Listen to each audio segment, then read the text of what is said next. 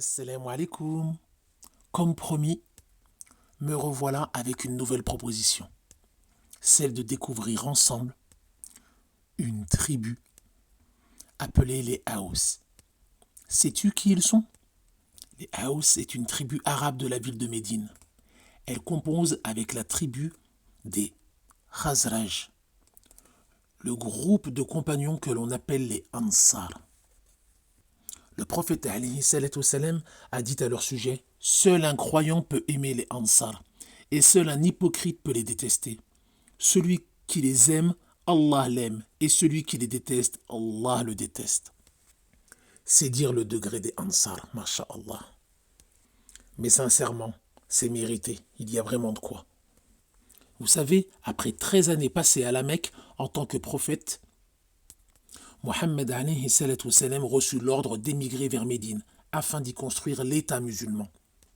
Il y a été accueilli par les Ansar qui furent pour l'islam et son prophète alayhi salatu wassalam un soutien inébranlable. Générosité, hospitalité, courage, esprit de sacrifice, telles étaient les qualités des Ansar, et aussi bien les hommes que les femmes.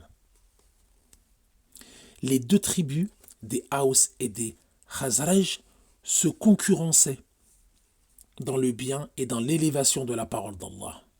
Parmi les plus grands héros de la tribu des Haous figurent Saad ibn Mu'ad, Abbad ibn Bishr, Usayd ibn Hudayr, Khubayb ibn Adi, Muhammad ibn Maslama et Abu Lubaba. Je vous propose, dans cette petite série, de faire connaissance avec eux. Inch'Allah. Pour Saad ibn Mu'ad, il faut savoir qu'il était l'un des chefs des Ansar. Il ne vécut que 6 ans en tant que musulman, mais ses actes héroïques marquèrent l'histoire. À sa mort, le trône d'Allah vibra. C'est dire son degré. Abbad ibn Bishr était un amoureux du Coran. Dès sa conversion, sa vie fut bercée par les versets du livre d'Allah.